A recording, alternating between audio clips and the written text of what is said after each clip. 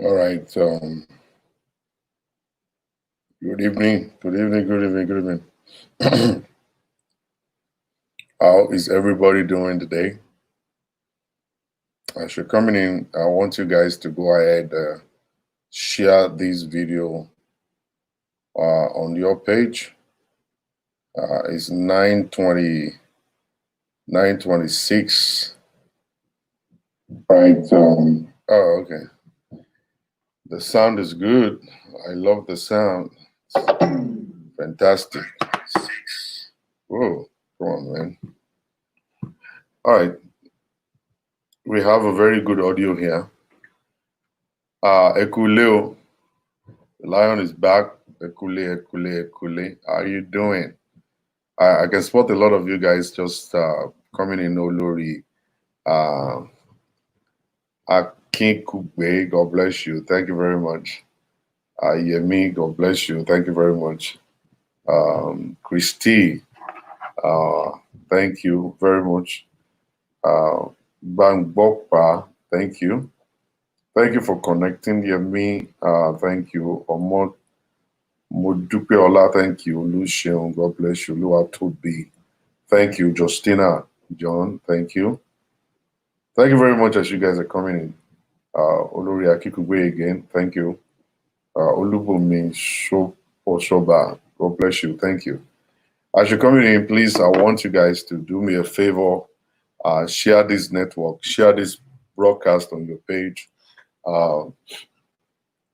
Let's get more people coming. Adeola, Awoyode, I miss you too. I miss everybody also.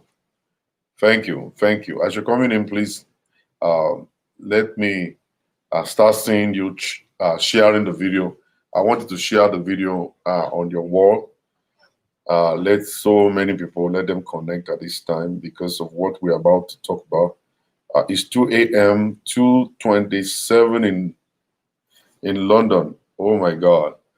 I'm really sorry about this. I'm waking you guys up like this. God bless you. Thank you very much. Thank you. Thank you. Thank you. All right, I'm back. I actually took a drive, or 23 hours drive to, and 23 hours drive back to New York City between Thursday and this yesterday. I'm a little tired right now, but I just feel like I need to be on here to check you guys out and then to respond to one particular message I met when I got back. Bimbola Erigitola, how you doing, my dear sister? Shiaja and Shirida. All right. I just feel like responding so that I won't forget. There are times I don't want to forget stuff. I really don't want to forget some stuff. I want to actually be able to discuss and clear the atmosphere on it. Tukumbo, to your 2:29 a.m. Wow. I'm really sorry, guys. I'm sorry I'm waking you guys up. Do you guys feel like we should just shut it down and then we can do it tomorrow morning or tomorrow afternoon? It doesn't matter. We can do it in the afternoon tomorrow. I can wait until then, you know. Oh man, it seems the internet is crazy. What's going on right now? Man, the internet is not good. Look at it, it's actually blurry right now. It's blurry right now. Oh my goodness. What are we supposed to do now? The internet is not good. What are we supposed to do? The video is not coming out real good. Oh my God. We can't carry go like this now. It's blurry. It's not good. The video is not good at all. Oh my God. The video is not good. Let me try something. Let me try something real quick and see if we can correct this. This stuff, I don't know why this is happening like this all the time. And I've been thinking like, okay, it seems like we are past that level. We're doing well with this internet thing and stuff. It's not about hearing me, it's about having a clear picture. You guys don't even think about me, you only think about yourselves. You don't think about my brand. I'm trying to do something, not just only talking here. Not just only talking. I'm trying to build a brand. I need to come out clean. My videos must be clean. Not just only you guys hearing the sound. That's not the way things will work. Nothing's gonna work like that. If you continue to do something as in like, oh yeah, the sound is good, it's not about the sound being good. It's about everything coming out clean and clear. When people see your video, they see that this guy is doing well. It's not about you just doing something and people are looking at you like, close your what day? What's the internet now? What's the internet now? Close check it. What's the internet? Why are you doing this? That's exactly what they're going to be asking you. They'll be asking you a question as in like, oh, why me by now? You just don't want to be doing this like that. Something like this, all kinds of stuff like that. You don't want to be doing all this yama yama thing like that now. Don't do yama yama now. Don't do yama yama. Oh my goodness. Not sure what to do now, man.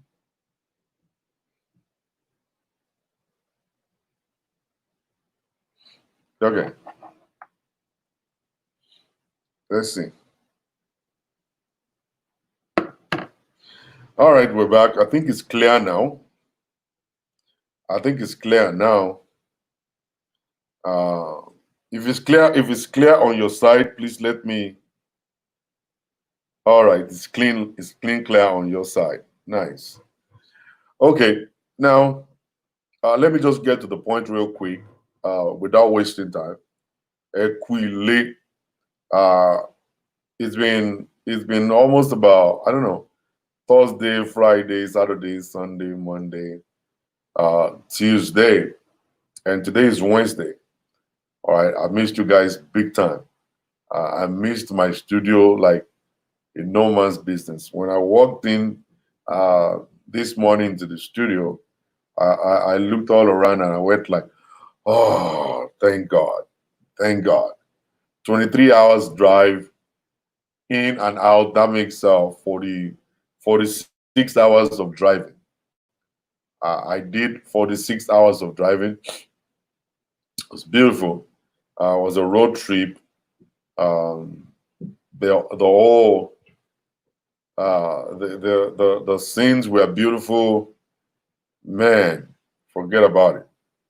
All right, I'm going to do it again very soon, but this time around I'm going to be going towards the opposite direction.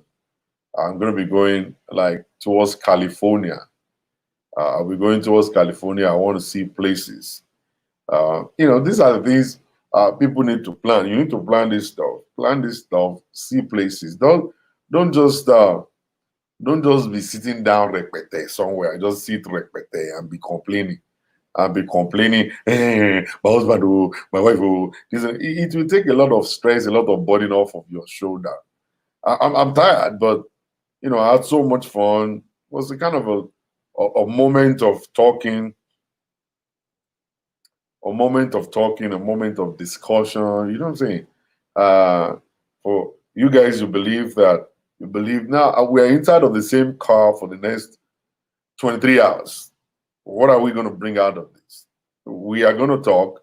We're going to plan. We're going to strategize. All right. It's a moment. It's a moment of truth. It's a time to think. It's a time to talk. That sometimes you don't even have anything to say, but you will find out that something's going to pop out that you guys are going to discuss, especially as per marriage and all that kind of stuff. I remember during the time that we're driving, my wife just came up with one thing. And he said, have you ever made any mistake in your life or mistakes in your life? Wọ́n ń bọ̀rọ̀ bọ̀, wọ́n tún bọ̀rọ̀ bọ̀ báyìí, wọ́n ń bá wa láàbọ̀. Ọ̀rọ̀ ń bọ̀rọ̀ bọ̀, eégún aláré. Just imagine you being asked that kind of a question, like you having fun, biting on your probably banana or something, or probably you're doing this biting on your apple fruit, and you guys are having fun, you're listening to the music, and out of nowhere, your wife would just pop that question, have you made any mistakes in your life? Man, that's kind of like crazy, putting you right on that spot. And then you have to ask the question without you thinking. It's a matter of, you not thinking, you can't think about that. And then she's looking right into your face, you're looking right into her face, like, hey, tell it to me. Have you made any mistakes in your life? Yeah, so many mistakes. Do you have mistakes that you've made that is not known to me? Mistakes not known to me. At that point in time, you're gonna look at it like, whoa, I don't know. You don't want to answer, but you still have to answer those questions. It's a moment of truth. You can't hide. You can't run away from it. A moment of truth. You just must answer the question. And that's going to actually give back to other stuff. And you guys will now talk about it. And then you throw it back at her and say, how about you? Can you say something awesome? And then it will come to a level whereby you guys will talk about, do you mean that this is going to be mature discussion? Is this going to be mature discussion, or are you going to fly up? Are you going to yell? Are you going to get angry? No. I'm not going to get angry. It's going to be a mature discussion whereby let's just talk about things. Let's just clear some things out of our chest. All right. So you now use it as a sanctuary to talk about, things. To talk about, things and get some things out of your chest. Get some things out of your chest. That's going to be awesome. It's going to be awesome for you to discuss some certain things that have been inside of you for some time. All right. Now,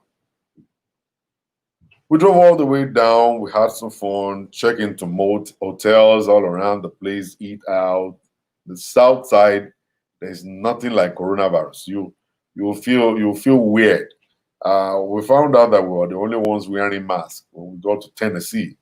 It was kind of like a little weird. They were looking at us like this, if not for the plate number of the car. And they see the car is from New York City. They were like, oh, these ones are coming from the battle zone, the dead zone, where people are dying. You know what I'm saying?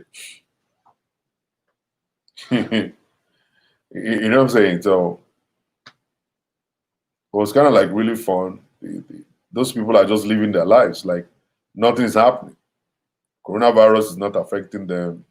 They are not affecting coronavirus. Everybody's living their life the way they want to live it. All right. So on our way back, it was another different ball game. We've gone down there to do certain things, and we're coming back. And the discussion now, was shifted from so many other things to life. How do you want to live your life? What are you expecting of life? What kind of good do you think life can bring to us? How do we work together?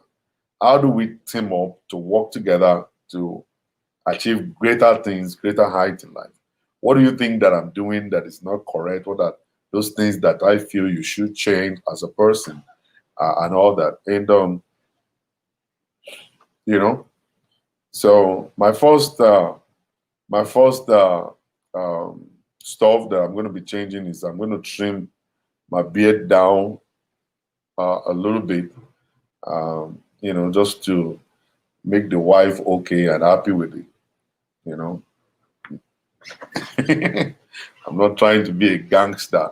And the next thing I'm going to do is just to finally get the belly down to where I want the belly to get to. And this is not about her. This is me. It's about me. These certain things I need to change about me.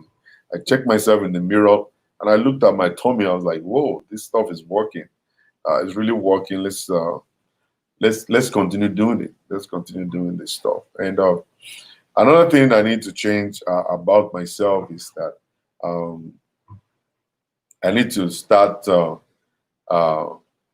planning well on my long-term goals.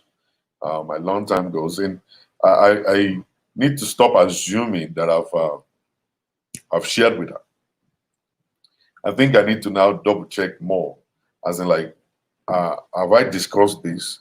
Because sometimes I discussed it in my dream, or probably when I'm lying down on the couch and I think I'm talking to her, but for real, I'm not really bringing out anything. I'm not bringing anything out. Oh, BKK, how you doing? Long time. I'm not bringing out any word. Actually, inside of my spirit, inside of my mind, I'm talking to her. But for real, I'm not really talking. We may be watching TV together, and I'm thinking I've informed her. And I think I need to do more of double checking. Um, you know, I have to do double check. Have I uh, done this? Have I informed you about this and all that stuff? Women love that. To actually be clear and clear about certain things. I need to work on that more and stuff. Then I need to start wearing suits with it. Now, I need to start doing what I may call, um, you know, self-evaluation most. I mean, more to evaluate myself, my achievements in life. I've been a little relaxed about that. Sometimes when you're lazy, you start saying, maybe this is what God is looking. Maybe this is what God planned for you. Maybe this is where God wants you to be. And I want to let you know that sometimes it's now. That's not where God wants you to be. God wants you to be in a very perfect, more better place. It's just that we get so tired along the line that we just feel content with what we have. And then we make ourselves feel good by saying, probably this is where God wants me to be. Maybe not. Maybe that's not where God wants you to be. Maybe you need to actually evaluate yourself and look at your strength. I think I'm actually better off than this spot where I am. I think I need to work harder. I think I need to put more. I think I need to go back to school. I think I need to learn some certain things so that my life can become better. You know, we all need to do that. We all need to do that. I come to find that out. She was able to, point that out to me. And I asked her about my shows. Like, okay, you've been listening to me on my videos. You've been sometimes you criticize, sometimes you say kudos and all that. What do you think of my shows? What do you think I can put into it that will make it more better? How do you think I can get better with my shows and stuff like that? And she was able to advise me to do some little more adjustments when it comes to what I'm doing. I love myself yelling. Nobody's going to take yelling out of my life. I can't yell right now because I'm tired. I don't have the strength to yell, but I love to yell. I actually took that from my dad. My dad can yell for Nigeria. All right. And it doesn't mean that my dad is angry or maybe it means anything bad or whatever. It's just that he believes that when he increases the intensity of his voice, you will be able to hear very well because there are some people, they have deaf ear. And if you don't shout and yell, they might not know it. And then if you're yelling, let them understand that, okay, you mean business. That what he's talking about is actually real. You mean this business. All right. So you, so you need to understand that that kind of stuff about me. I love yelling. I yell because my father loved to yell. All right. So I took that from my dad. Another thing I took from my dad is that my dad will always tell you the truth and he will ask you, do you want me to say Gasikia? So Gasikia or and when you look at Gasikia means the truth. And then you say yes, but you're going to get mad at the end of the stuff because when my dad will actually say Gasikia is going to be something that you don't want to take. And nobody would like to take Gasikia. Gasikia is not good at all for anybody. It's the truth. Like there was a moment inside of the car that the moment of truth came for me. And she spoke the truth to me. And it was painful. It was a painful moment of truth, but it's something that we need to talk about, we need to discuss and say to better the life of the other person. And Even likewise me, I didn't hold back. I actually gave out the gasikia. The gasikia was actually on point and stuff like that. It's good. Husband and wife should learn to do that instead of we managing stuff. Say whatever it is that you feel like the spouse should change, how to carry themselves, the way they talk, the way they, they do things, the way they do things. So, Gaskia is a very good stuff. It's painful, but we got to say. So I learned that from my dad also. He will not hold anything bad. He will just tell you, it's going to be painful, but I'll say it anyway. So he will say it. I remember one time my uncle, he was planning to get married and he brought home probably like about 7 to 8 different ladies home. And every time they would come home, my dad would say, illegal. I said, Daddy, illegal fine, illegal. Illegal already good. He said, what is the problem with Ekana Ego and me marrying somebody?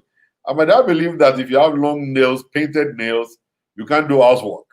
So if my uncle should bring anybody with the long nails, painted red nails or whatever, my dad would just say no. And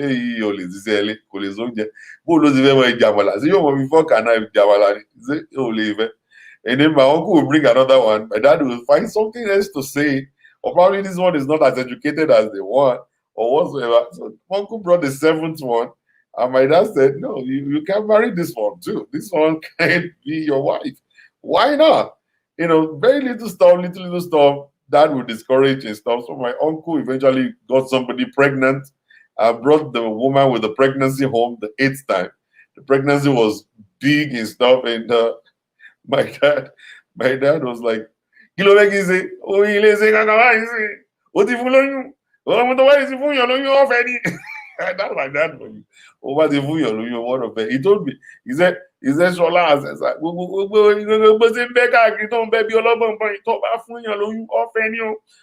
what yes, sir. He will tell you Gasikia, and Gasikia is not easy. All right, my uncle was so smart that he got that person pregnant. I think that's still his wife right now. Okay, so, but I grew up in that level of hearing Gasikia. Gasikia is the truth. I grew up like that. Don't lie to yourself. I found out a lot of pastors, they get so scared to comment on my page because a lot of pastors love to sit on the fence. To speak Gasikia is difficult for a lot of them. They love to sit on the fence. They don't want to be inside of the black book of people. They don't want anybody to attack them. They cannot take criticism. They cannot take attack. They cannot take challenge. Many pastors or many believers, many Christians can't take the challenge. That if somebody should start a conversation, they always want to dominate the conversation and say, this is what the Bible is saying. But if you actually question what they're saying and say, how come? Then they start feeling uncomfortable. And that's what this page is all about. I love people that are on this page because they're going to actually make you uncomfortable with the questions and the answers and the response they're going to give to you. And many of the believers and pastors, they can't cope with it. Pastors always want to be very diplomatic and just sit on the fence. You don't sit on the fence when it comes to the truth. You don't sit on the fence when it comes to the things of God. And that's why Jesus Christ doesn't have friends. All right? He doesn't have friends. You want to have friends, you want to be safe. So you're sitting on the fence and being diplomatic. All right? Instead of telling people, no, this is not correct, you'll be beating about the bush and trying to make them feel good. No, you speak Gasikia. Let them go and think about it. Let them get annoyed. You speak Gasikia to people, let them get annoyed. Let them go home and think, and then they come back. All right? I've had a lot of testimonies of people that, they tell me, Pastor Shola, the very first time I watched your video, I was kind of like, what kind of a crazy man is this? And then along the line, they got the understanding. And now he said, I've been going to church for the past 17 years. My life was a mess until I met you. Because I speak the Gasikia, I speak the truth. All right? I speak that truth. I hit the nail on the head. I call the spade. I don't beat about the bush. And that's what Christianity is supposed to be. Christianity is supposed to be you giving it heart. The way it should be, instead of sitting on the fence because of you're a businessman. Only business pastors don't want to offend people. Jesus Christ loved to offend people a lot. The Pharisees and the Sadducees didn't find it easy with Jesus Christ. I was telling you, the people in the time of John the Baptist didn't find it easy with John the Baptist. He gave it to them. He served them hot, all right, directly, right on their table. not on another person's table. So, but when we pastors start getting scared, that we run away from questions that people are asking, how can we change them? How can we be able to reach out to people when we're only sitting on the fence?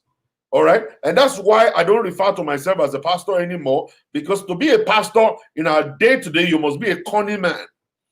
To be a pastor in our day-to-day, you must be diplomatic, a politician. All right, you must be a politician to be a pastor. There are certain things you must say, there are certain things you must not say. There's a certain way you must behave, there's a certain way you must not behave. You have to be gentle and be easy, whereas you are not. You have to pretend to be.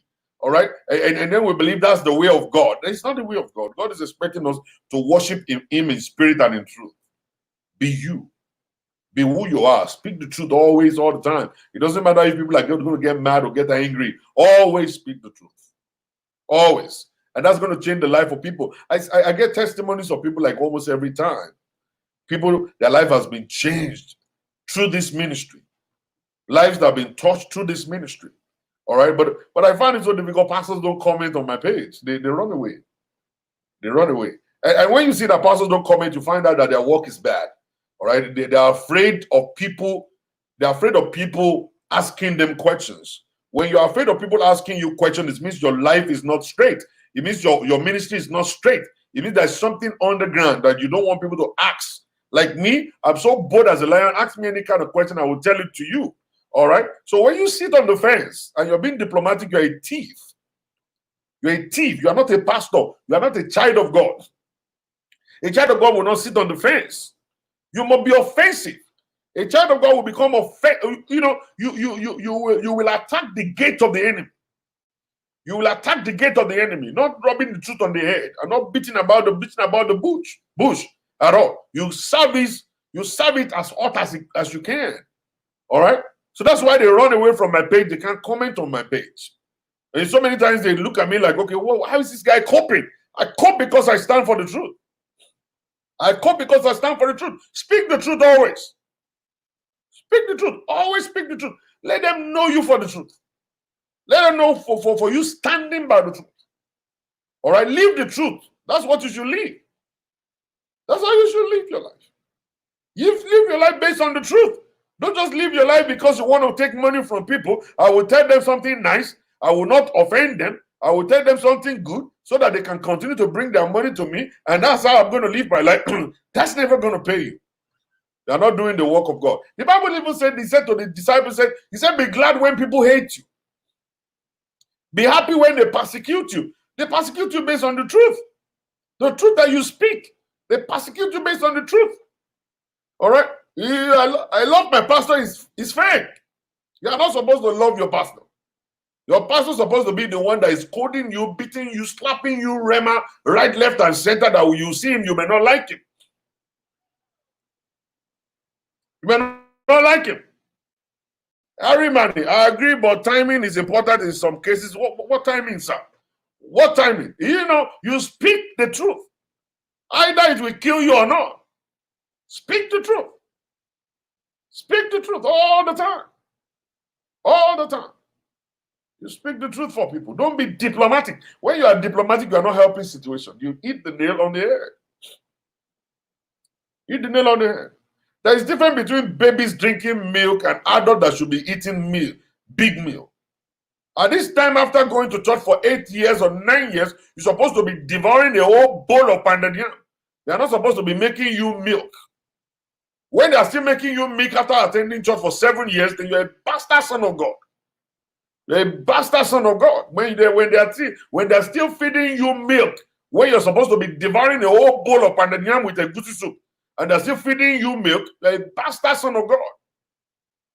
All right? That's the way I see you. That's the way I see you. All right? So when you go to school, listen to this. When you go to college, you are supposed to graduate college in 4 years. All right? After 4 years of graduation, you're going to have a certificate that you're actually a degree holder. And then you go to the medical school or go to the law school. By the time you finish law school, you are a full-fledged lawyer. They're not going to say, oh, no, he's not a full-fledged lawyer yet because he has not stayed there for 20 years. No, you are not supposed to stay there for 20 years. You've already stayed there for the number of years you're supposed to stay there. Then you graduate and become who you're supposed to be. All right? You've learned what you're supposed to learn. What is the essence of we coming to Bible school, Sunday school, every Sunday for the past 15 years? For the past 15 years, we've been coming to Sunday school, we've been coming to Bible study for the past 15 years, and we are still babies today. We are still expecting your pastor to call you before you come to church. You're a bastard son of God, a bastard child of God. You are still expecting pastor to visit you before you come to worship your own God. You are a bastard son of God or daughter of God. At that 18 years of you being in church, you have not been worried about the souls outside. You are not worried about how to cater for the newcomers. You are not worried about how to become an evangelist in church and be winning souls for God. You are a bastard son of God. You are still sitting down there. You see, this is the problem. These are the problems we are having in Christianity because your pastor wants you to be a dummy. What the pastor is expecting you to do is not to be a dummy. Be a dummy in church and don't do nothing. Just sit down there and continue to pay tithes. They are happy about that. But the moment you grow, is when you are grown, that's when you start asking questions. Pastors don't like you asking questions. They like you to still be under authority and keep on taking instruction. Obey your leader. Obey your leader. Obey your leader. Obey your leader when the leader is taking me to the bush. Forget about it. I'm going to talk. I'm going to ask you a question. Sir, where are we going? Why are we going inside bush? Obey your... No. When you're grown, you have been taught. You have the knowledge already. You have double-checked everything. Oh, I'm telling you. So what is the essence of you going to Sunday school every Sunday? To waste your time? You go to Bible study every time to waste your time? What are you learning? What is the man teaching you? What are you gaining? Are you being entertained? Are you just going there to dance and donate money? Or the man is impacting you? Are you growing or you're not? Are you growing or not? You're supposed to go back home and sit down, like I said many times. Let me break it down to you guys, if you care to know. The reason why you go to church is not because the church is next to your house. So many of you go to church because the church is next to my house. I don't have to take a taxi to go. I don't have to drive far away to go. Let me just go to this church. Now you're making a big mistake. You don't go to church because, oh, the church is big. Everybody's going there. The pastor will lay hands and people will fall down. You don't go there because of that. Don't go there because of that. You don't go to church because the church is big. You don't go to church because, oh, my friend is a member over there in the church. No, don't go there because your member is a member over there. No, don't go there. You're going to the church because, let me tell you something. Every relationship must have a benefit. Every relationship must have a benefit. Let me repeat that again so you can understand. Every relationship must have a benefit. You must target something in a relationship. What is the relationship between you and Harry Manny? I love Harry Manny because Harry Manny can teach me how to play keyboard, how to sing. That's a target. So my reason of becoming a friend, of having a relationship with Harry Manny, is to learn the keyboard and then I'll become as good as he is. Okay? What is the benefit of me having a relationship, marital relationship with this woman? Because I love her, because she's the only one that can make me feel good, because I want her to have my children, because together we can conquer together. Good. That's a relationship. There's a reason for every relationship in life. Every friendship must have a relationship. So you must target the relationship. So you don't just go to church. You have to target the leader. Why am I in Pastor Shola's church? Or let me ask you right now. Why are you on my show at this moment? Why have you been coming on my show? What brought you to me? All right, that's exactly what you're supposed to ask yourself. What am I expecting to become after 5 years of listening to Pastor Shola? What am I supposed to become after 5 years of listening to him? Am I just supposed to be coming every year in, year out, and just keep on listening to Pastor Shola? Or am I targeting something? Just like when you go to college, you are targeting that at the end of 4 years, I'm going to become a doctor. At the end of 7 years, I'm going to become a doctor. At the end of 5 years, I'm going to become a lawyer. Are you targeting something? Because when you go to college, you are targeting to become something. So when you go to church also, you need to target it. Is this person I'm connecting to, can this person take me to where I'm going? Is this person taking me to where I'm going? Can this person do it for me? Can I learn something from this person that will take me to where I'm really going? This is my target. This is where I'm going. I need a mentor. Does he have what it takes to mentor me to get to my point in destination? Does he have it? Or I'm just going there because my friend is a member of the church, or I'm just going there because the church is big, or I'm just going there because the church is next to my house. No, that's why people remain in church and they are not becoming nothing. They don't have a definition for their relationship with the church. They don't have a definition for it. You don't just go to somewhere and just have no definition for it. No definition for it. You have to have a definition. Don't be a thief. It's only a thief that don't have plans, that just want to go to a place and say, I want to go and grab blessing. You don't grab blessing like that. Blessing don't come that way. You sow. You sow to get blessing. You labor to get blessing. You do your part to get blessing. All right? You target the mentor. You connect to the mentor, and then it goes. That's why Jesus Christ, when he called Peter, he said, come, I will make you fishers of men. The very first time he did what he did to Peter, he didn't just talk to Peter. He showed Peter what he could offer. What did he offer Peter? Peter was a fisherman. Fisher, he toiled all night, couldn't get anything. And when Jesus Christ appeared in the scene, chose his boat. He said, can I use your boat as a pulpit? He said, yeah, use it. He said, just push up a little bit, let me be able to talk. The man preached and he finished preaching. He said, what were you looking for? He said, fish. He said, now launch into the deep. Cast your net. And the fish entered the place, and the boy didn't take the fish home because he realized that there is still more. I want to learn. How did what happened to this? How did he do this? I need to follow him. The man gave him a kind of an altar call. He said, come, I'm going to show you how to make a lot of what I just did. But this time around, you're not going to catch ordinary fish. You're going to catch people. So there is a mentor there. He found that I could learn something from this guy. And he followed him. You don't just follow people. You follow people with a reason. You don't just follow people. You follow people with a motive. You don't just follow people. You must have a target. What are you planning to get? Don't just go to church. Every pastor is unique and different. Every ministry is different. God didn't create all ministry to be the same. Pastor Richard, how are you doing? To be the same. We are all sent to do something or the other in this world. Now it depends on you what you want to become in your life. You now choose a mentor for yourself. If you choose because, oh, the music is good, let me go there. You're going to waste your whole life coming there, listen to music alone. Oh, I love the people, they dress up in that place, in that church. You're going to go there, and all you're going to do is fashion. You won't gain nothing. But when you look at the life of the man of God and say, Kai, this guy will take me through holiness. You follow. This guy will teach me prosperity. You follow. This guy will teach me faith. You follow. This guy will teach me how to make money. You follow. This guy will teach me how to have a happy home. You follow. This guy will teach me how to be a man of understanding. Then you follow. You have a target. And then at the end of 5 years, you become a truth teller. At the end of 5 years, you become a man of faith. At the end of 5 years, you become a man of holiness. Because Jesus Christ was able to mentor Peter and the rest. He mentored them for only 3 years. And within that 3 years, they could not perform. But they have learned the business. Until Jesus now said to them, tarry in Jerusalem. After the Holy Ghost has come upon you, you will now become exactly what I promised you. What I promised you is not to become a fisherman. You remember when Jesus Christ left, Peter felt, now I have learned to be a fisherman. Let me go back and fish. He went back to the sea, and then Jesus Christ was waiting there and said, these stupid people will never listen. But Jesus Christ now re-echoed it to them, tarry in Jerusalem.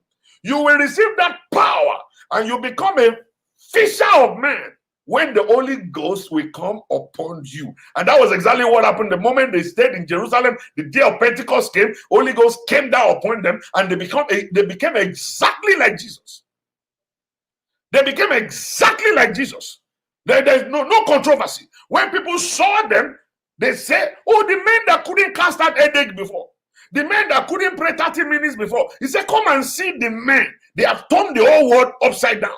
When the Holy Ghost came upon them, they became a different person. They became exactly like Jesus. And when people saw them, they said, come and see Christians, which means the ones that are behaving, talking, acting, eating, sitting, sleeping like Jesus. It becomes their way of life. They're now living the life of Christ. And that's what it is. So for you to actually gain and become something in life, it's not just attending a church, it's attending a church with a plan to become something. And the man of God in that place can offer you that you are targeting. Can offer you that you're targeting. All right? And that's how you do things. A lot of you don't understand. It's hypocrisy in church. Sitting on the fence, rubbing the truth on the head. All right? That's what you do. It's a fake Christianity. It's not a real Christianity. Fake Christianity. Fake Christianity. When it comes to the truth, there is no time for telling the truth. You tell a 3-year-old kid the truth. The reason why all of these kids, I saw a video, I don't know, probably you guys have seen it, of one young girl of probably, she'll be probably like about maybe 13, 14, 15. And the little brother will be probably like around 9 or 10, and the one that followed will be probably like about 13 also. And they were having sex. The 9-year-old was lying on the bed. The girl now was leaning on him, actually putting his penis in her mouth. And the other one was at the back, actually having sex with the young girl. And they were all the same mother, same father. They were siblings. Same mother, same father. And you start thinking in your head, where did they get this from? How did they get to learn all of this stuff? Then you begin to ask yourself, who shared this with them?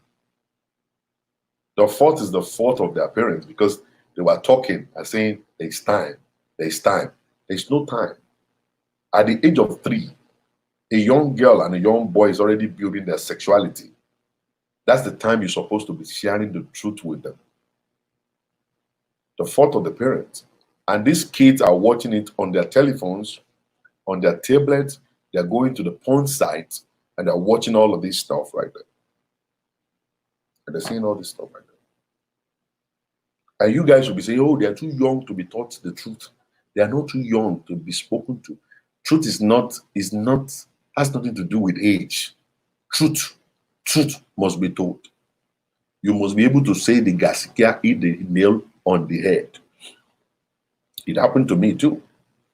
When I was very, very young, I always go to my mom owns a pharmacy store. So I always go to the pharmacy store to help my mom to sell, right in front of the house. And one day I looked at the box of Durex. They call it Durex condom. And I was so kind of like looking at it. I was just looking at it. I was like, whoa, what is this? And I asked my mom. I said, Mommy, what is this? And my mom said, go and ask Daddy. So I took the box all the way to the inside, and Daddy was there. And I asked Daddy, I said, Daddy, what is this? And my dad said, oh, it's a shaving cream that they use it in shaving. And so I took it back. I put it back in the store. But I found out that there is a brother very close to the house. Every time he will come at night, he will buy one tablet of codeine, and he will buy one Durex. One codeine, one Durex. One codeine. I started wondering, should you do one about that environment? You but they will really don't find but you the new what's a man found every day. Codeine, you buy codeine, and I didn't know that codeine is a drug. You buy codeine and you buy Durex. You buy codeine, you buy Durex. Every time I was saying, Mommy, Durex did not. Then Mommy will still stock and then buy more when she will go to Gumpa and she will buy more and then she will stock the shop. I was able to learn in a hard way. I didn't mean my dad told me that this stuff is condom. They use this thing to have sex. It would have been a different ballgame. But what I did was like we took the whole stuff out of the box and I was able to inflate the whole stuff and we hung it on the ceiling fans of the living room before they got back from Oyo town. My mom and my dad went to Oyo. And when they got back, they looked at it, they almost passed away. I received the beating of my life on that day. I received the beating of my life on that day. It was very terrible. You would not believe it. All right. But was it my fault? No, it wasn't my fault. It was the fault of my dad and mom. They could have shared with me and said, this stuff is this. At that age, I will understand. I will stay away from it. Now, you see, when you tell your children about sex, all right, that's when they stay away from it. But when you hide it, then they're going to go and find it. And at the end of the day, they're going to make mistakes. All right. When you say, oh, we got to wait. No, look at a 3-year-old girl or a 3-year-old boy. Everybody's in the living room, they're all watching TV.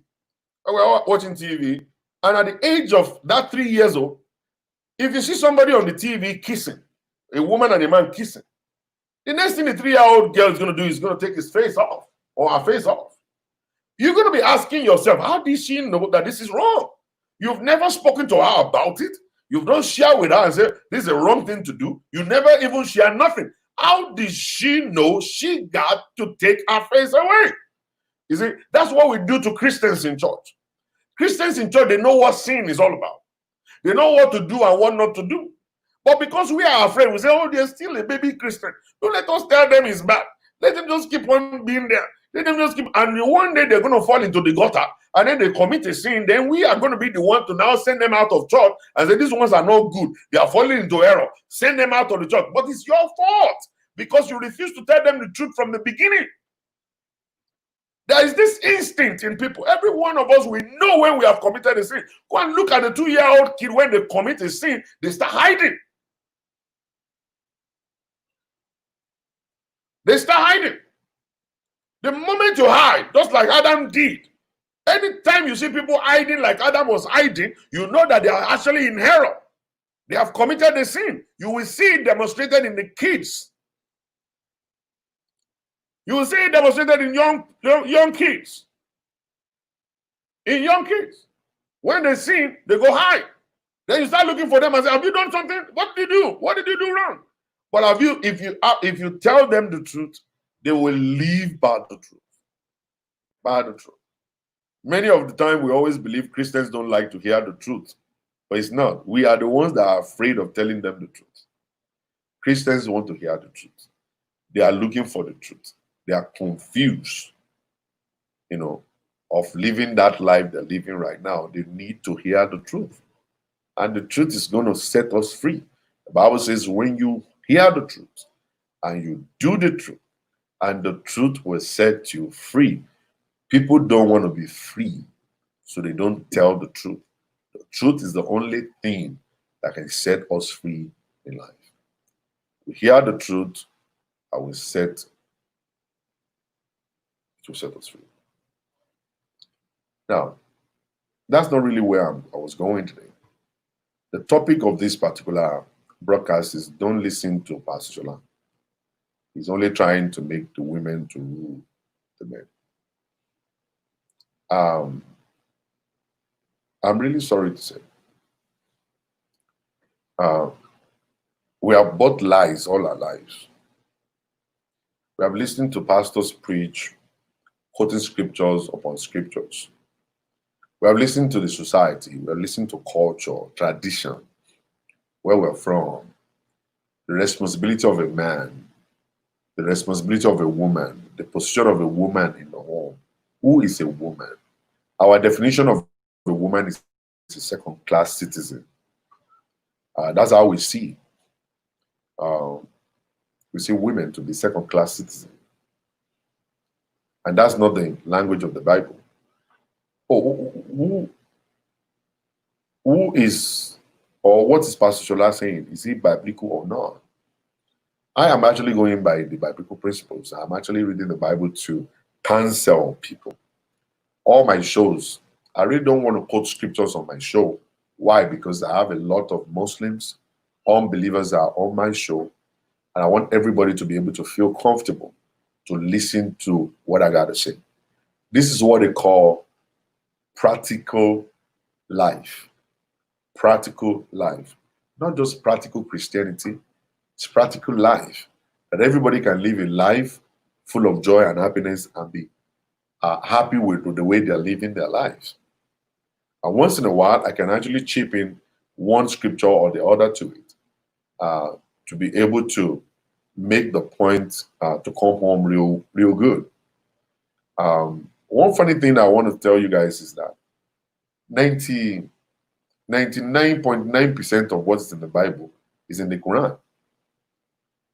99.9 of what's in the Bible is in the Quran.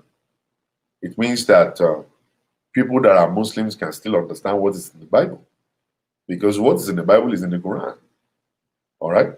So If you quote any scripture, they will still understand exactly what you're trying to say. They know it. If you say Jesus, they might not know him, as Jesus, but when you say Anobi Isa means Jesus also. Anobi Isa is Jesus. Anobi Jubirilum, Angel Gabriel. They all have their own name. There is Musa, which is Moses from the Bible. There's Sarai, which is Sarah from the Bible. From the Bible. So no matter how you try it, you're going to see 99.9% of what is in the Bible is inside the Quran. So anyhow you say it, they're going to listen. And then when you look at Ella Ojuorugbo happens to be Jesus.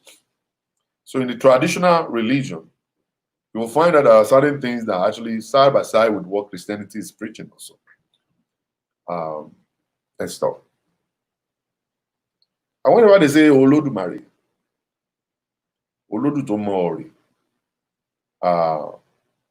Eleda Asheda, they're actually referring to a kind of a bigger power, which is above every other power. And they might not know his name like we do. And that was what Paul did when he got there.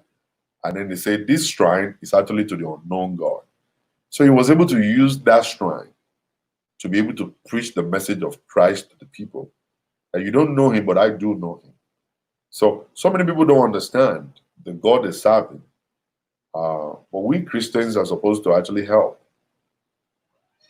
to shed light, to stop. You're right. Also read the Quran. God is the father of all faith, not only Christians. You know what I'm saying? So, and when you look at the origin of Islamic religion, Ishmael came from Abraham. Ishmael came from Abraham. It means that the Muslims and the Christians, they are from the same father. It was Abraham who gave birth to Ishmael, and the same father who gave birth to Isaac. Something changed along the line. Interpretation of the scripture. Now, don't forget that the Bible came before the Quran. Moses found the scrolls, and he was reading the book of Moses, the prophet and the law. And he was reading it. He couldn't read it. The angel gave him unction to read and write because he was not a learned person. During the time of the interpretation, there was this kind of adaptation that occurred and was able to change a lot of things. Around.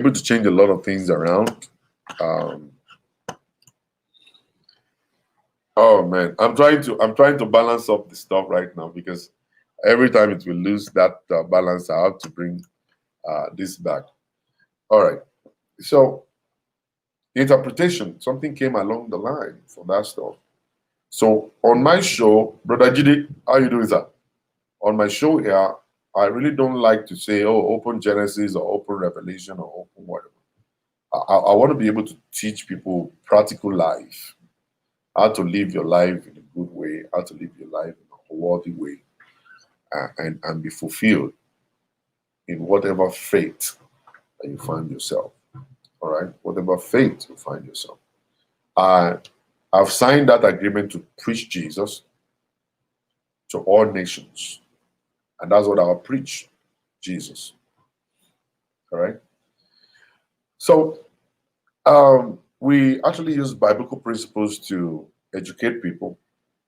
And I always actually break it down to people. What is the meaning of love? What is the interpretation of love? How can you define love?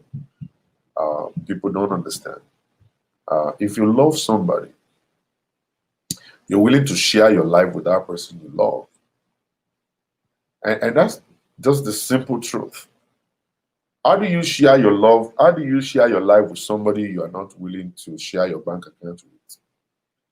How do you share your love with somebody you are not willing to be truthful to? How do you share your love with somebody that don't know nothing about you, your investment, your money, whatever it is that you do?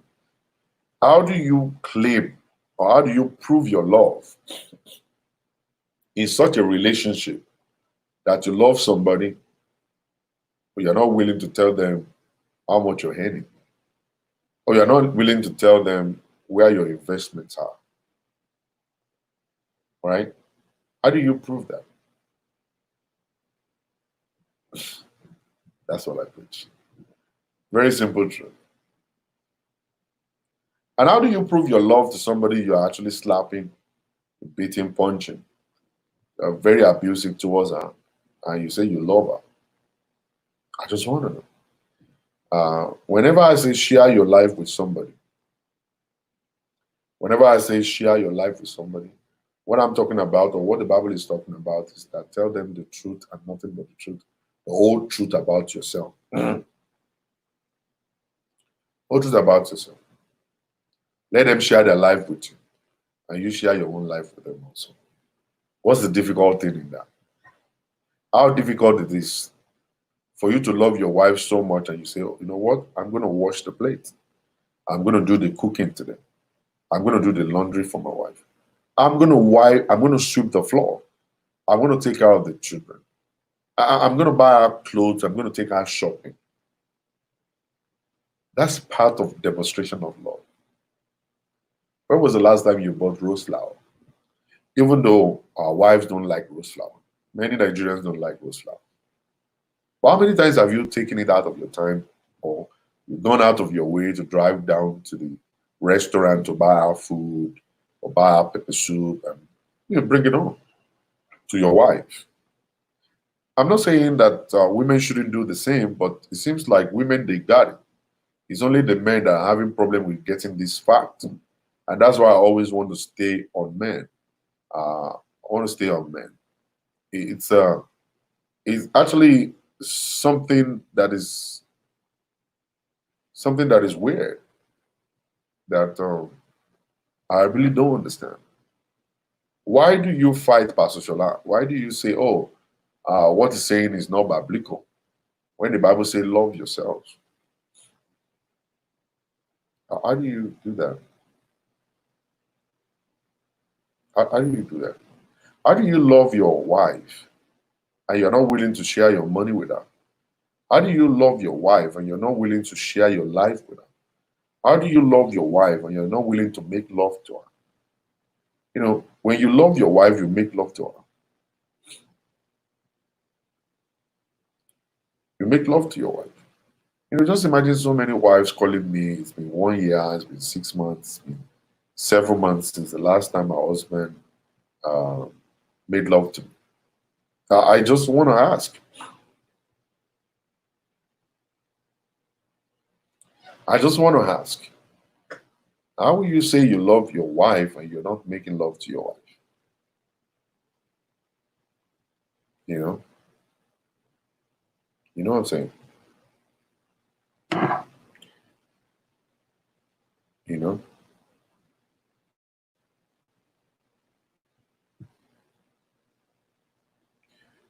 How do you do that? What is Pastor Shola preaching? I'm preaching love your wife. Love your wife. Love your wife. That's my preaching right now. That's my preaching. Well, should somebody have problem with the word love your wife, respect your wife? Love your wife, respect your wife. Even this word respect is not actually something a woman only should do. And that's why the Bible records says submit to one another. Submit to one another. How difficult is that? How difficult is to submit to one another? And you will remember, on the day of your wedding, they did not ask the woman first. They didn't ask the woman first, do you take him as a wedded husband? Did he ask her first? They asked you first as a man. Why? Because you are the head of the home.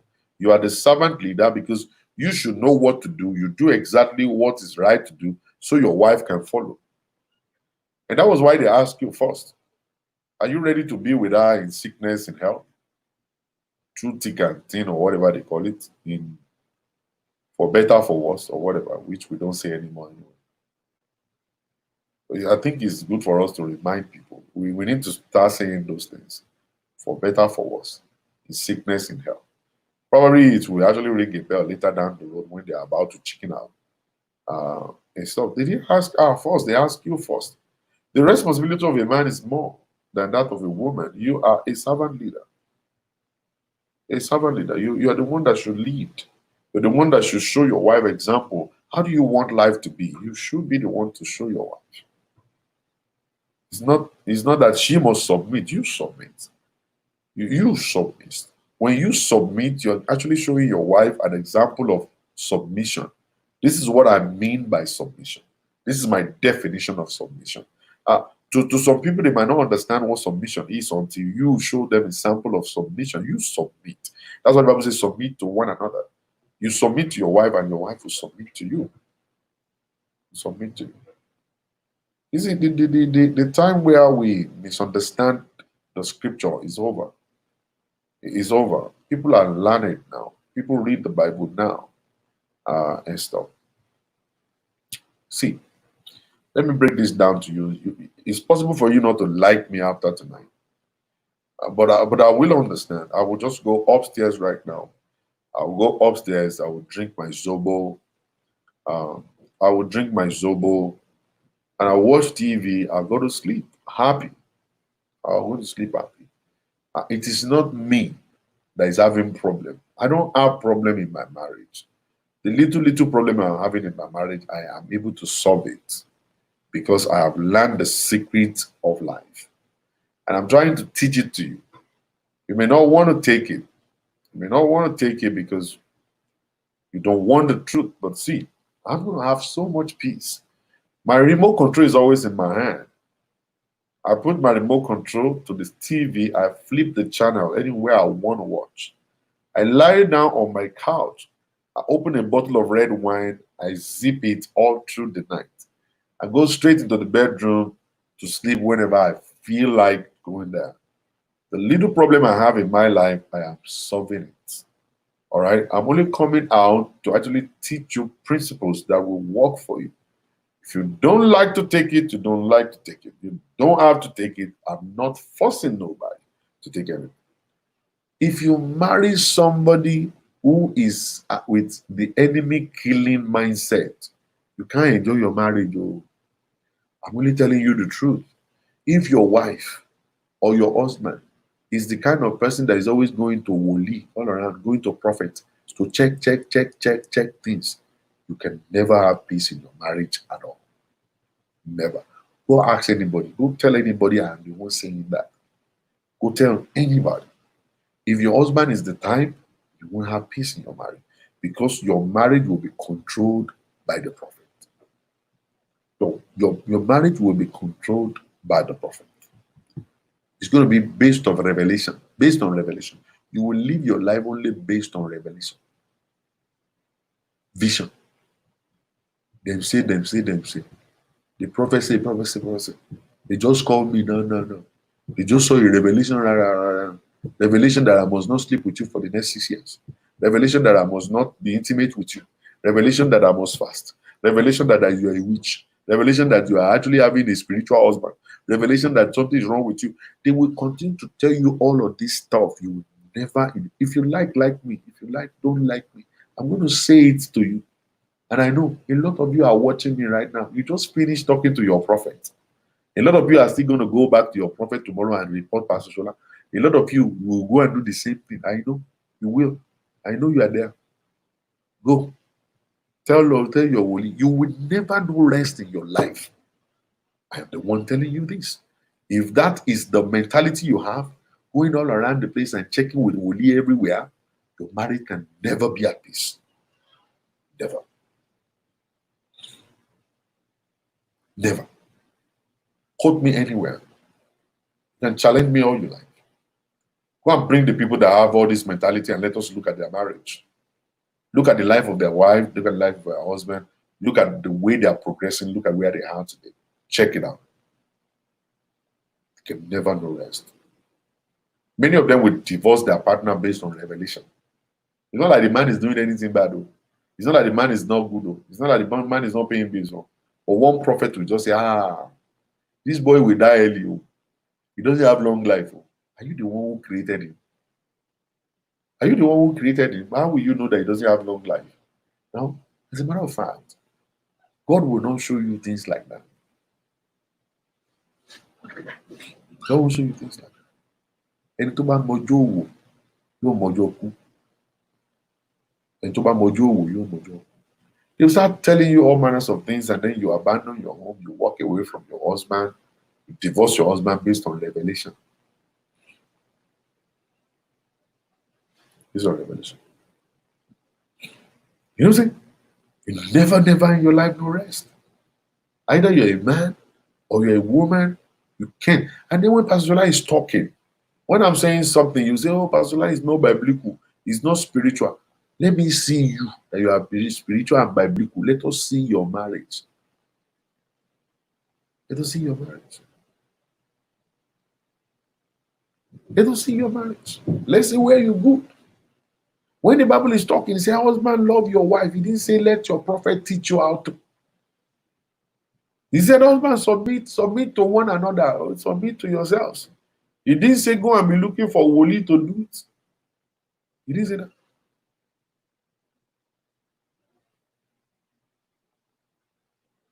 He didn't say that.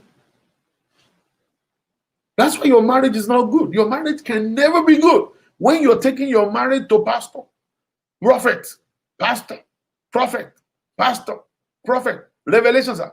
It's all fake.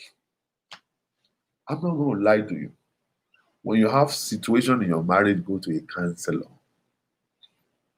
Go to a counselor. They are professionals. They have gone to school. They have been trained. They have been trained. They have been trained to see to your marital difficulties. It's not based on revelation. Go and look at it. They want to buy a car, to go to prophet. They want to get a job, to go to prophet. They want to marry, to go to prophet. And all of them, at the end of the day, and then at the end of the day, why go to the prophet when you know? At the end of the day, why take Bible? So many people. Oh, Pastor Shola, I will check here. We can marry here.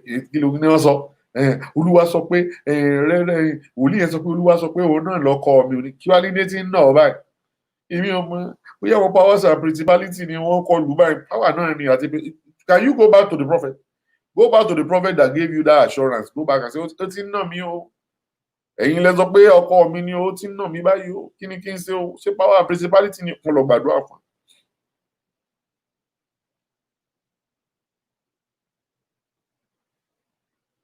Kọ́ lọ gbàdúrà fún.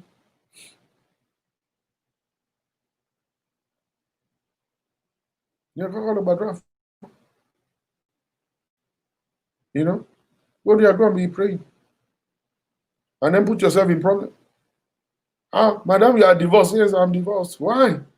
But the Woli said when you were about to marry that this is your husband. Say, yes. Anything that is from God is a good gift. Hey, but this one is not good gift. Oh, hey, this one is abusive. Oh, this one is cheating. Oh, this one is. But the Woli said it's your husband. How come the Woli didn't see correct? He didn't see correct. Oh, it's fake. Coronavirus has opened the eyes of people. This coronavirus has opened the eyes of people. A lot of Woli only jẹun mọ́, kò ní jẹun mọ́ rárá. Olè ránù for any revelation raw to sing the campaign. And you guys that don't understand, when Pastor Shola is talking, you think I'm a fool. You've been falling down. They believe that falling down is a sign that the Holy Spirit is working. How about you fall down and when you stand up, the sickness disappears? But you are still having the same sickness. How about you fall down and your marital difficulty is disappearing? Oh, no, it's not disappearing. You're only falling down. And all this time you're falling down, nothing has changed about your life. Tell me, what exactly is the problem with you? Tell me what the problem is. The same set of people that are falling down are still going to be falling down for the next 20 years. You fall down last week, you are still falling down this week. You fell down 3 weeks ago, you are still falling down, and you are the same person falling down. You are the same person falling down all the time. We don't know exactly when the falling down stuff is going to stop. It has not stopped yet. You're still falling down. You know? So when exactly are you going to stop falling down? When are you going to stop falling down?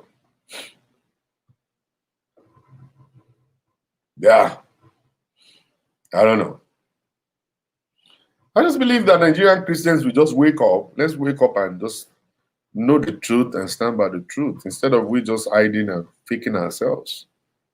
Let's just stand by the truth and know the truth. Let's just stand by the truth and actually know the truth.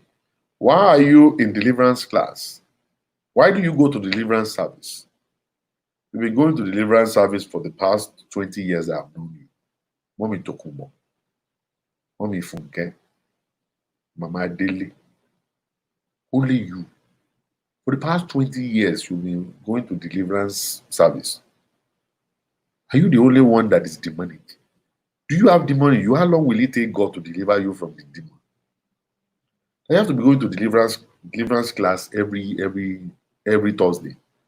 And when the pastor didn't see you, say, Mommy Funke, Mommy Tokubo, we didn't see you last Thursday for the deliverance class. So you've been attending deliverance for the past 20 years. When will you get delivered? Or you have not been thinking. Okay, me, I'm thinking for you. I'm really thinking for you. When will you get delivered? When? Because by now, after 20 years, you're supposed to have been delivered. I don't know how long it takes for demon to come out. I've been reading Bible. Jesus Christ will only speak to demons. Say, get out of here, and the demon will obey him and get out. But you have been going deliverance for the past 20 years. When will you stop? When will the demon leave you? Or is it kind of a recycling demon process whereby the demon will leave Brother A and enter into you? By the time the demon will leave Brother A is still there. Instead of Brother A running away and go to testimony class, he will still come back next week to deliverance class. Another demon will enter into Brother A, and Sister B will become free. Instead of running away to testimony class, will still come to deliverance. And then you know, recycling demons upon demons that you can never be free in your life. You will still continue to carry demon in you forever, because every time you go to deliverance class, is a demon coming out of one person, new person entering into you. It is time for your pastor to tell you guys, now you have been delivered. Or they don't know. Your pastor didn't know that you have been delivered yet. So you are still coming. How many years will it take you to be delivered from the demon that you are carrying? When I talk, they say I'm stupid. Pastor Shola is stupid. Pastor Shola is a demon. Pastor Shola is not. But can you see sense in what I'm saying? I just want you guys to see sense. Don't be over religious. Don't be religious right now. Can you see sense? If it's a matter of the pastor now saying, Pastor Shola, we're doing business, I will understand. I will definitely understand that we're doing business. The business is like, let us bring the people to church every day so they can, even if it's just only $1, $1 times 4 in a week is $4. And if I get $4 from 300 people, that's a lot of money. Pastor Shola, is business. You don't understand? Let them come. They come for deliverance. They come for holiness class. They come for night vigil. They come for it's business. I say, oh, then I will understand that God is not doing the thing. No, God is not really delivering the people. So we are only doing business. And let's just do business. I'll be fine. For real. We'll be very fine. We'll be very fine. I won't even attack you anymore. That I will understand that, okay, it's not about God working. It's about bringing the people. It's about taking bit by bit of their money, like throughout the whole week. Like when we have like 4 services every week, we can take $1 in 4 places. It makes $4 times number of people that are there. That's how the money will come in. Oh yes. Now I understand. You are not telling me that before. Now I got it. I got it. You know what I'm saying? You think I don't know what I'm saying? I do. I do know what I'm saying. And it is time for you, Nigerian Christian, to wise up and wake up from your slumber. Don't allow anybody to continue to deposit demon into you. Deliverance class is for people with demons inside them, sicknesses inside them, and they want to be delivered. They come to deliverance class. I don't know how long it will take God to deliver them, but if it's a genuine God and genuine power, I don't think it will last 20 years for you to be delivered from the demon that is in you. It won't. By that time, you're supposed to now be delivered, and then you go to a class where they will now train you to be a real Christian and have your Christian life in the right direction. And you now start going upwards. And then within the next 5 years, you're actually ready to start teaching the young Christians, to start volunteering to do one thing or the other in church. 5 years, sit down, learn the word. 5 years, sit down, get trained. 5 years, sit down, develop your faith. After 5 years, you stand up. Now say, Pastor, can I volunteer to welcome people? Can I volunteer to do this? Can I volunteer? Some people are busy in the ushering department that they don't know Jackie Robinson Bible. They just come to church and I'm an usher, I'm an usher, I'm an usher. I've taken all the training of an usher. What do you know about the Bible? They don't know nothing. Nothing. They just do ushering. They just know we move up and down in church, every light and corner, everywhere, carrying this, carrying that. When message is going on, they are not listening to the message. Some people, they say they are security guard. They are outside. They are directing motor. Directing motor. They come to church from morning till night. They direct motor. They don't listen to no teaching at all. Why would they become somebody in life? They don't. Some people, they say, yeah, I'm a cameraman. I'm a cameraman in church. I just take pictures. They just take pictures. They go and stay outside and taking pictures of people coming into church. How will they learn the word of God? How will they be filled with the Spirit of God? Wow. So they say, we are hospitality. Hospitality, like, well, all we do is we carry pastor. You're waiting for the pastor to finish preaching and carry him to the hotel. Stay there and be running errands and be doing anything. The time you're supposed to learn the Bible, you are not learning nothing. Nothing. Sharing me is just activity. You are matter. You are just matter. Running all around the place on things that don't matter. Jumping from one place. Some people say, I'm a musician. I'm a musician. The moment they finish singing, they be on their telephones chatting with people. The next time you will see them is whenever there is another song that's about to be sung. When they're doing offering time, that's when they wake up. The moment the offering time is gone, they go back into their chair, they start typing stuff. The keyboardist will play keyboard. During the message time, he's actually testing his girlfriend, taking selfie in church, sending it to all his girlfriend all around. Bad. They take visual. During the time the sermon is going, they're not learning nothing. The instrumentalists don't bring Bible to church. Instrumentalists, they don't bring Bible to church. The choir master don't bring no Bible to church at all. They just come there to feel important. They come there, they feel it. But that's why they remain in church for the next 20 years. You don't become nothing. You don't become nothing. Because they are actually so involved in activities, responsibilities, duty, protocol, pastor, and the protocol. But they're not learning nothing. They will continue to be there. They don't learn nothing in the church. Their faith is not developing. You see, the only time you can develop faith is when you hear. The Bible says faith is developed when you hear the word. You know, the faith cometh by hearing by the word of God. Hearing by the word of God. All right? If you don't hear the word, you can't develop faith. I'm only faith, budget. Faith, need faith. You don't have faith. You are only coming to church to come and do show off. You get dressed up, you come to church, walk around, gallivant all around the place, running from the altar to the other place and stuff like that. You know, being a cameraman doesn't say you have to just be taking picture all day long. Listen to message. Because you're an usher doesn't mean you have to come during the weekly service. Come and get fed. Feed yourself with the word. Feed yourself. Let there be feeding. How do you think your pastor is being fed? We go and look at other people's videos. We sit down, we listen to Joel Austin. We sit down, we listen to TDJs. We sit down, we listen to, men of God. We listen to a lot of other pastors. And when we listen, we get fed from whatever they are teaching. And that's why we grow too. We listen to our mentors. When we have problems, we call mentors and say, Daddy, this is what's going on. I'm dry. Seek the face of God. Do this. And then you continue doing it, and then you grow, and then develop, and then you keep on going. And that's why we come every Sunday fired up.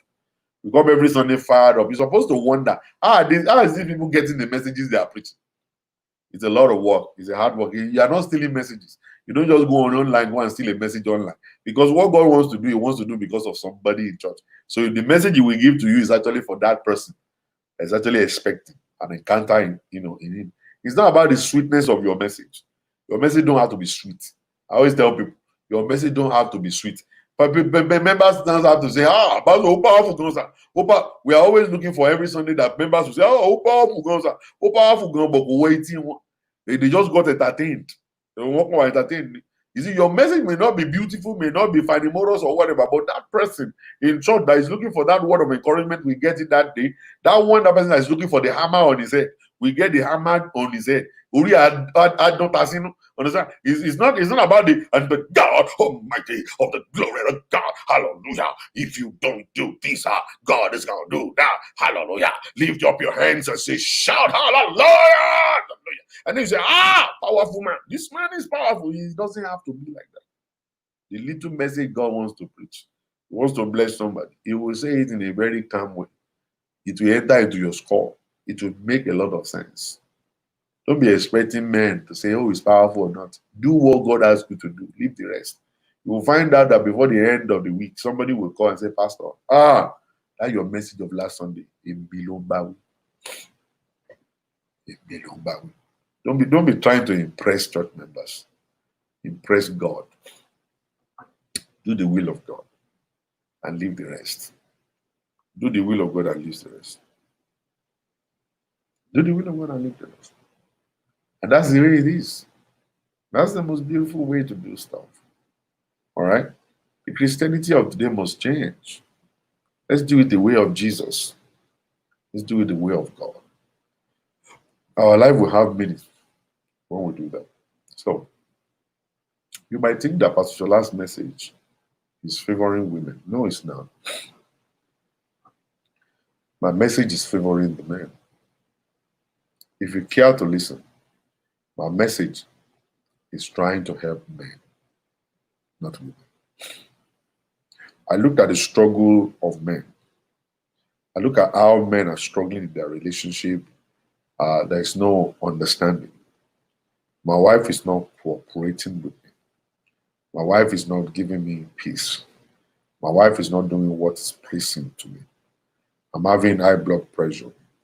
I'm having this, I'm having that, and stuff. I just feel like quitting. I'm about to abandon my home. And abandoning your home is not really the next thing. It's lack of maturity. And if men can become matured, they will actually have so much peace in their relationships.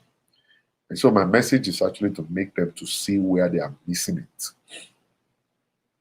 and how they can actually become matured in that area and be able to handle their business well. I'm exposing women to them. I'm telling them the weakness of women. I'm telling them the beauty of women. I'm telling them the strength of women so that you all can actually see, so this is how strong my wife is. Oh, this is how sweet my wife is.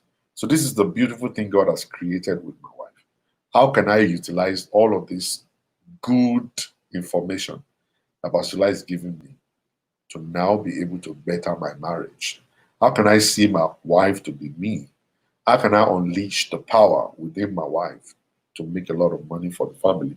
How can I build my wife to that capacity and be able to vibrate on her frequency? What can I invest in her? How can I put her to work? What can I do to make her happy? When a woman is smiling, then there'll be happy home. All of this stuff I'm actually opening up to men, but it seems they don't get it. What our fathers taught us, they taught us nasty stuff, crazy stuff. Kind of stuff that he said. They misunderstood the Bible. The Bible didn't say men are the boss. We are not the boss. And that's why we are changing it. Christ is the head of the home. You as the man, you are just the ambassador of Christ in that marriage. The woman that God has created for you is a partner in that home. If you can understand that level, Jesus is the head. I am the ambassador. My wife is my partner. So your wife is equally an ambassador. She's the partner to make things work for the two of you, as Christ is the head. So take yourself off of that chair of being the boss, because you are not the boss. There can never be peace. You can't be taking the glory of God or sitting on the throne of God. It's not the place for you. You can't sit on the throne of Jesus. Jesus is the head of the home. So leave him to be the head of the home. You'll be the ambassador of Christ, representative of Jesus. And it means that you yourself must know Christ for you to represent him. You cannot represent somebody you do not know. An ambassador of America to England must know everything about Donald Trump, must know everything about America. The ambassador of Nigeria to America must know everything about Buhari and must be able to tell anybody about Nigeria. So you must know about the king. You cannot become the ambassador of Christ without knowing Christ. So knowing Christ is one very important part of you being an ambassador. You cannot be an ambassador of somebody you do not reference, someone you do not respect, somebody you cannot walk with, somebody you don't know him, you don't know his voice, you have never heard about his voice before. You can't represent him. He must send you words, he must download it to you, he must give you instructions every day. The ambassador of America to England gets instruction from Washington, D.C. every week. Every week. There's a message to the ambassador of America to England every week. So use yourself that you are the ambassador of Christ. He must give you information every day download. If not, then your office can never work. Your office can never work. And that's the problem with us. Men of nowadays are not born again. We're doing our things. We don't want to know Jesus. We don't want to reference him. We don't want to have anything done with him. But we want marriage to be at peace. So we are trying with our power to suppress the women, and we can't do it anymore. We've done it for so long, but we can't do it anymore. The truth will overtake the lies, and that's what is happening right now in the society. The truth is taking over right now. People are more knowledgeable, their eyes are open, and you see divorce happening all over the place and all kinds of stuff. If we can take our place, if we can understand what relationship and marriage is all about, we will find out that women will have no option but to follow us. All right? But to follow us. Well, because of my time, the time is gone already. This is 10:53 here in New York City. If you have any questions for me, you can go ahead and ask quickly before I shut it down.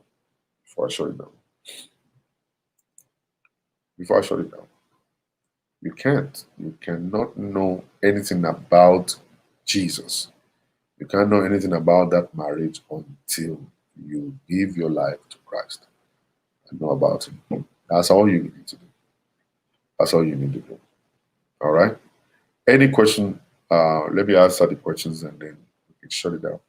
Thank you very much, everybody. I have over 300 people watching. Over 300 people watching right now. Both on Facebook and on YouTube. Thank you very much, everybody. Even though it's late, early in the morning in the UK, Nigeria, and it's late in the night here in America, and you guys are still there.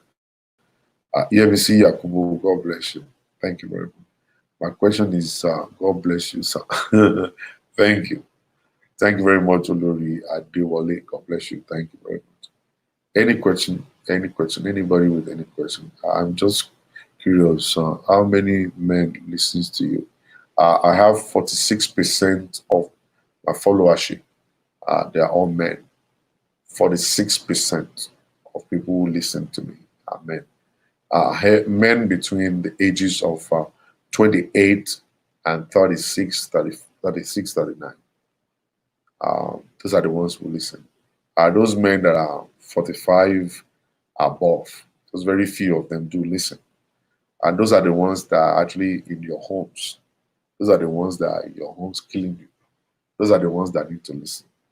All right, but the young ones are listening and they're actually forming their own life based on the teaching.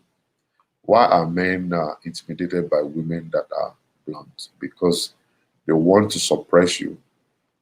They are lacking in their own field, in their own life, so they want to suppress you. If you're the kind of a person, bold and blunt person, they want to suppress you. And that's why they hate you. They get intimidated by that. It's 3:56 a.m. here in London. Thank you very much, Blessing. How can we get men engaged? we can get them engaged. Some, if we have a group for them, over 600 of them are in the group, but we just we don't get to see them. Um, if we can actually go out and speak with them, your friends, my friends, we can get them to connect, to learn this simple truth. It's very simple truth. It's just that people don't like to listen to the truth. Men wants to live their life. You see, married men wants to live a single man's life. Is it possible for African men to forgive a cheating partner? No, uh, it's not possible.